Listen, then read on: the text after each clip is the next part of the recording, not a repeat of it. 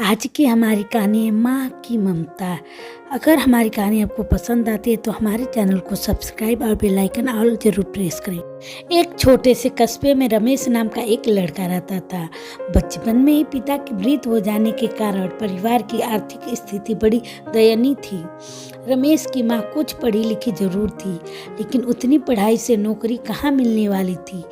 सो घर घर बर्तन मांज कर सिलाई बुनाई का काम करके किसी तरह अपने बच्चे को पढ़ा लिखा रही थी।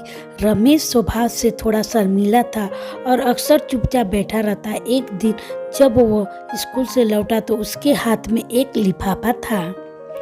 उसने माँ को लिफाफा पकड़ाते हुए कहा, माँ, मास्टर साहब ने तुम्हारे लिए चिट्ठी भेजी है, जरा देखो तो इसमें क्या लिखा है।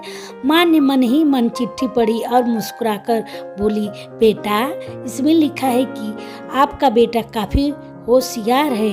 इस स्कूल के काफ़ी बच्चों की तुलना में इसका दिमाग बहुत तेज है और हमारे पास इसे पढ़ाने लायक शिक्षक नहीं है, इसलिए कल से आप इसे किसी और स्कूल में भेजें। ये बात सुनकर रमेश को स्कूल न जा सकने का दुख तो हुआ, पर साथ ही उसका मन आत्मविश्वास से भर गया कि वह कुछ खास है और उसकी बुद्धि तीव्र है।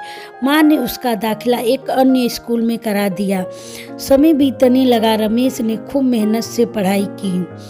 आगे चलकर उसने सिविल सर्विसेज परीक्षा भी पास की और आईएएस ऑफिसर बन गया। रमेश की माँ अब बूढ़ी हो चुकी थी और कई दिनों से बीमार भी चल रही थी और एक दिन अचानक उनकी मृत्यु हो गई। रमेश के लिए ये बहुत बड़ा आघात था। वह बिलख बिलख कर रो पड़ा। उसे समझ नहीं आ रहा था कि अब अपनी माँ के बिना वो कैसे जिएगा। रोते रोते ही उसने माँ की पुरानी अलमारी खोली और हाथ में उनकी माला, चश्मा और अन्य वस्तुएं लेकर चूमने लगा। उस अलमारी में रमेश के पुराने खिलौने और बचपन के कपड़े तक संभाल कर रखे हुए थे। रमेश एक एक करके सारी चीज़ें निकालने लगा और तभी उसकी नज़र एक पुरानी चिट्ठी पर पड़ी। दरअसल ये वही चिट्ठी थी जो मास्टर साहब ने उसे 18 साल पहले दी थी।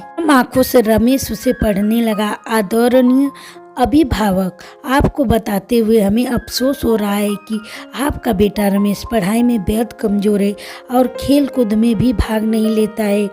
जान पड़ता है कि उम्र के हिसाब से रमेश की बुद्धि विकसित नहीं हो पाई है, अतः हम इसे अपने विद्यालय में पढ़ाने में असमर्थ हैं। आपसे निवेदन है कि रमेश का दाखिला किसी मंद बुद्धि विद्यालय में कराएं अथवा खुद पर घर रख कर इसे पढ़ाएं।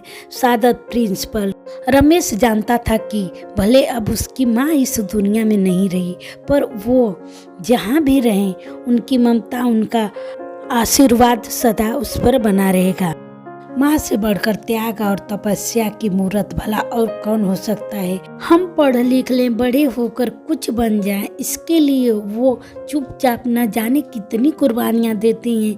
अपनी ज़रूरतें मारकर हमारी शौक पूरा करती हैं। यहाँ तक कि संतान बुरा व्यवहार करे तो भी माँ उसका भला ही सोचती है। सचमुच माँ जैसा कोई नहीं हो सकता।